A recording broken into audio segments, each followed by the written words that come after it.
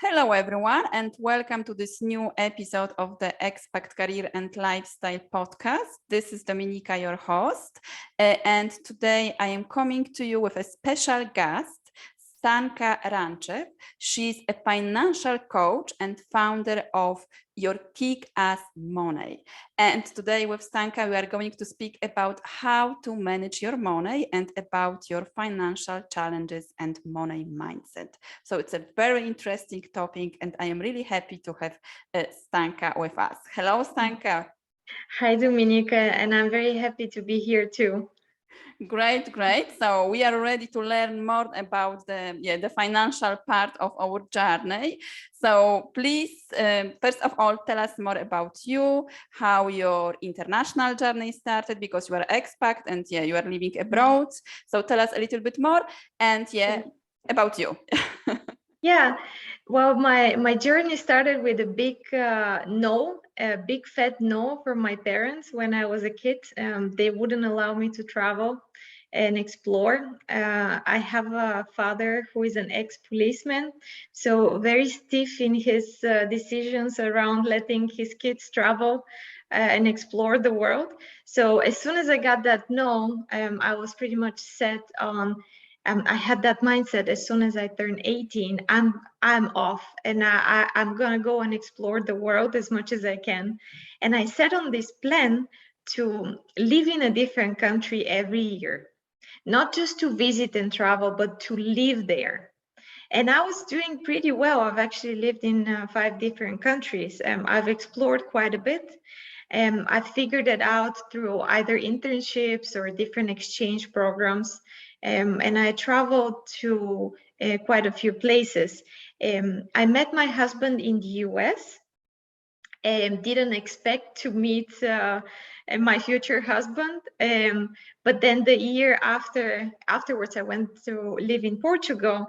But then somehow we kept in touch and we had a 2-year long distance relationship. After Portugal, I went back to the US and I knew that that was the person for me, my best friend. And then after the US, I moved to Denmark, which is where I'm living at now. And he joined me a year later. So my plan was very successful until I got to Denmark in a way, because without any plans to stay, I'm still here many years later. And we have an agreement with my husband. We're staying until we both don't like it anymore, which hasn't happened yet. Yeah. Yeah, fantastic. So what was your biggest challenge in this international journey? Well, I have a few different challenges. One of them was financial, because I told my parents, first of all, they couldn't support me financially, but I also told them that if I cannot make it on my own, I'm gonna come back. So I will not be traveling if I cannot make it on my own. So I had to figure different ways to pay for my travels, to sponsor myself. And I was very creative in that. When you want something, you figure out a way to get it. And then the other aspect of it was really, it's the good and the bad part of being an expat. You meet so many different people and you enrich yourself, you learn about so many different cultures. But then as soon as you move to another place, you really lose connection with these people. It's not the same. Writing online and meeting online is not really the same as living in the same country. And then, of course, when you have many friends who are expats themselves, they travel and they leave you after a while. So keeping in touch with people and making some good friends on the way has been quite challenging. I think, of course, I'm getting a little bit older now. It's becoming even more challenging with age, as everyone has been warning me throughout the years. But yeah, figuring out the social aspect of things, I would say. Yeah, so being in touch with people, who are living Exactly. Just as an connection. example, when I moved to Denmark, I was much younger. I've been living here since 2009. I had so many friends in the beginning, the first few years, and then most of them actually, for one reason or another, moved to another country. And then I had to start all over again to be very active, very proactive in finding new friends and nurturing those relationships. Yeah, that's very important. And we are right. Yeah, when you are getting older, yeah, it's getting harder also. Yeah, Yeah. definitely. Yeah. So, like in terms of your career transition, because you had a wonderful career. So, how was this transition? What prompted you to become a financial coach? Yeah, it's an interesting transition. Just to give some backgrounds to the listeners, I've been working. I have both business and IT education, and I've been working for the past 9 years for one of the biggest companies in Denmark, Novo Nordisk. It's a pharmaceutical company, and previously I was also working at Microsoft. So very IT oriented career. I was leading technical teams, implementing huge projects, and I was responsible for huge budgets too. So very standard career, I would say. I set out on education in business and IT. I continued. I got the interviews. I got into the companies that everyone wanted to be in. But somehow I started, over the last few years, I started losing that spark in my eyes, so to speak. I was losing the motivation and the interest in what I was doing in a way. And the part that I really loved about my job was coaching and leading my teams. It was mentoring and helping people figure things out themselves. So the coaching part was very interesting. On the other hand, because I was responsible for millions, I had to figure out really good and structured ways to manage money. And my colleagues were relying on me for that. I got a lot of questions for the ways I was doing it. And apparently I was good at it. So I was thinking, why not combine the two? And to add to that, I had my own struggles from childhood throughout my life, because of the way I was raised, because of the place where I grew up. I had my own struggles and I had to overcome them. And I had this idea, this epiphany, I would call it, that why not combine all of that into something that can help other people not go through the same struggles. So financial coaching more or less combines my love for coaching, my own mission to help other people not go through the same struggles that I had, and also implementing the skills and tools that I learned managing huge budgets, basically.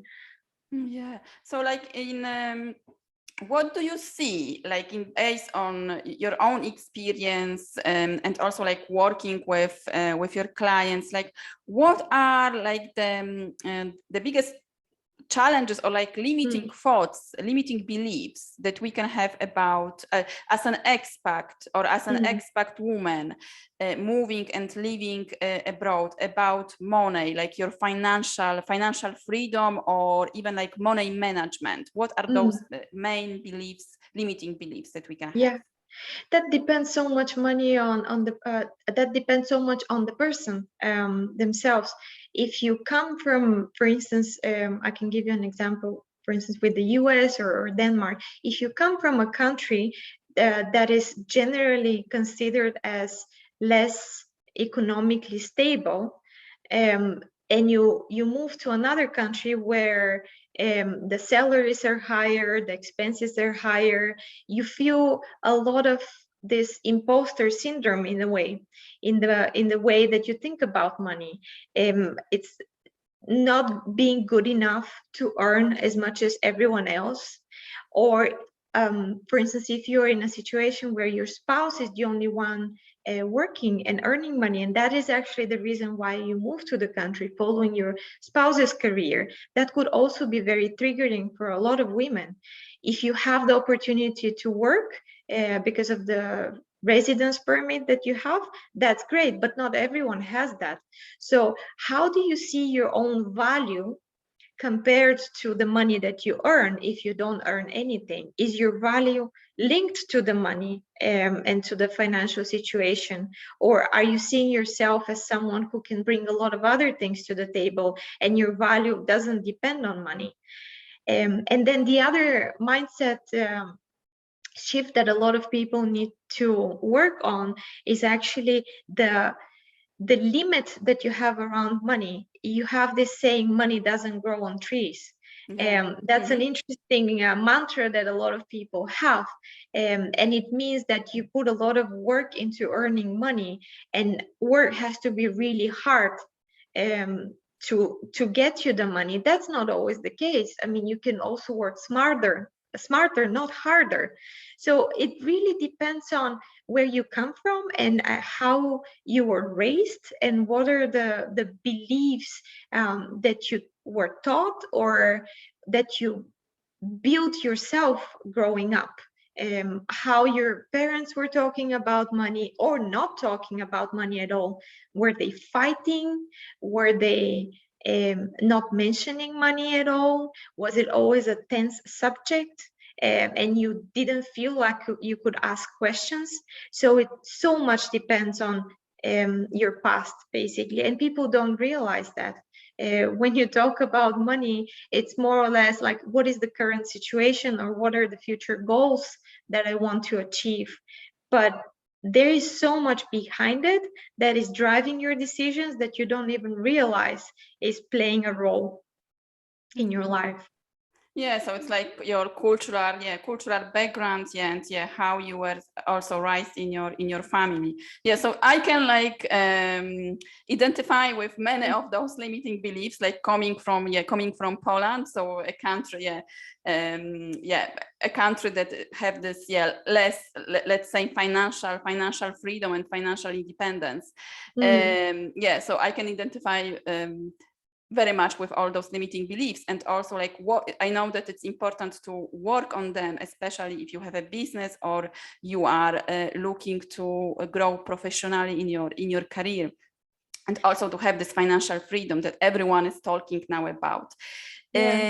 So like, what are like the steps, like maybe the key steps to work on your mindset, like leaving the scarcity mindset and working more on your abundance mindset, let's say?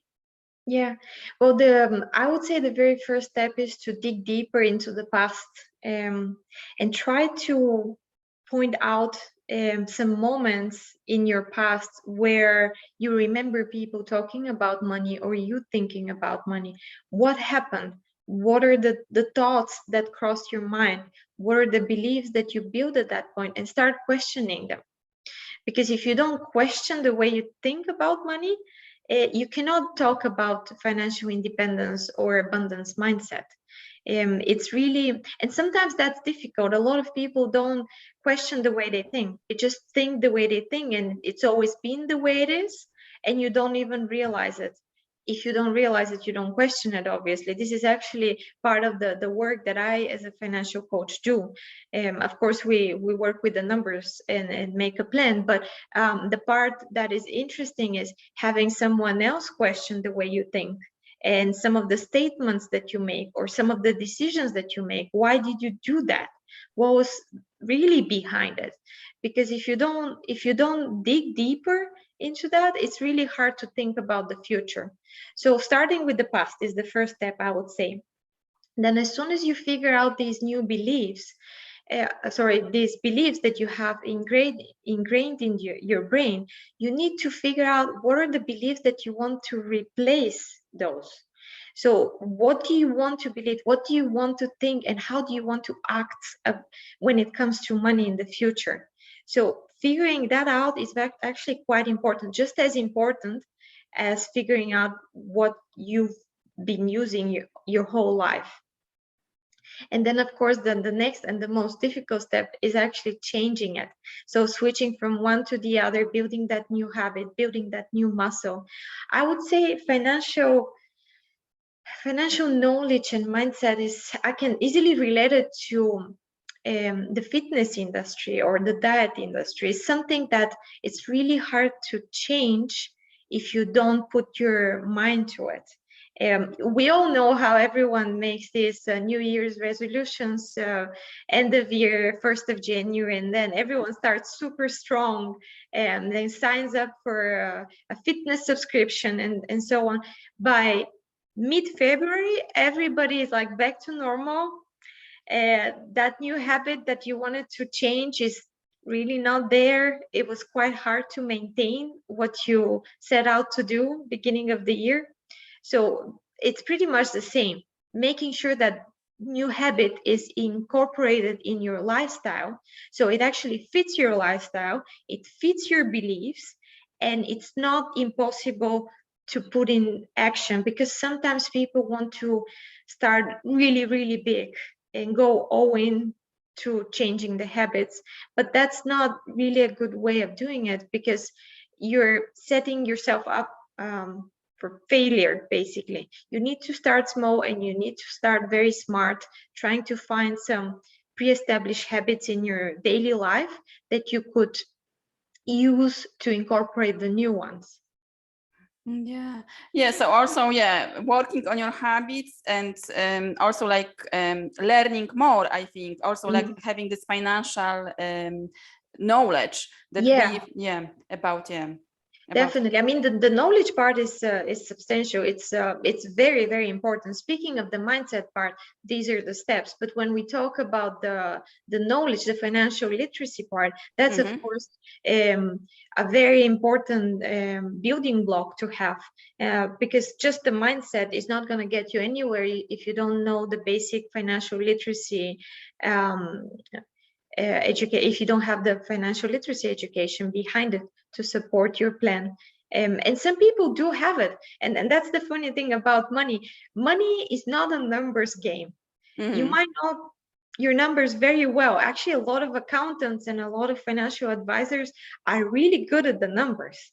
I myself have an economics degree, and guess what? I myself struggled with money. And it wasn't because I didn't have the knowledge of how to do it. It was my mindset behind it, really, that I needed to work with. But yeah, you definitely need to know how to work with the numbers. So those parts, so I think that mindset, this is the most important part. Then what I have like also learned, and I wanted to ask you about, through running my business, is to have clear financial goals. That for example, for me, it wasn't important when I was working like in the normal job, let's say traditional job, 9 to 5. So okay, of course I wanted to have a number of a salary at the end of the month, but it wasn't so important for me to be clear on my financial goals. But through like running my business, I learned that this part is important. So is it true? And like, how can we get clear about our financial goals, and like what to do to reach those goals also? Well, if you don't have goals, how do you know where you're heading? That's the question you should ask yourself. So of course you could try to go in all different directions, and you might be successful for sure. But if you don't have a specific goal that you're targeting, you will not be able to take all of your resources and direct them towards that goal. So to me, having clear financial goals is very important. It's also very demotivating to save just for the sake of saving. People are not going to do it. Psychology shows that people are not going to save money and work just as hard as they would if they had a very clear financial goal. For instance, if you want to go on this really cool exotic holiday next year, for instance, and that's the goal that you have together with your partner. You want to go there, you want to go out for drinks, splurge a little bit, book a nice flight, not like in the middle of the night flight, but like a very convenient time, buy some nice souvenirs and just enjoy yourself and not think about money. That's a financial goal. But if you don't have it as a clear financial goal, it's so easy to go out with friends, or not even with friends, just by yourself. Go to a nice little shop with fancy things around the city, and just buy whatever just because it looks nice and so on. But if you have that financial goal in mind, you think twice. Is that nice coffee maker worth the money? Do I really need it? Or is it more of a want?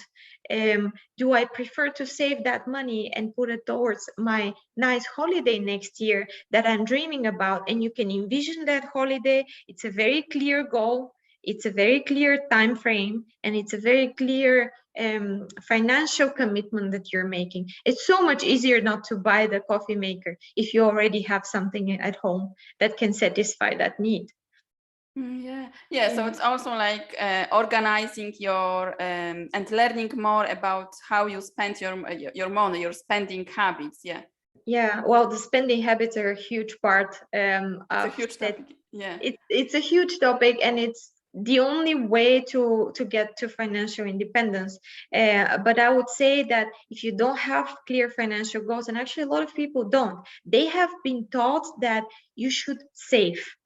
You should save, you shouldn't go in debt. So that's pretty much, I think everyone can agree that we should not go in debt in general. Some debt, it could be good debt, and we should save.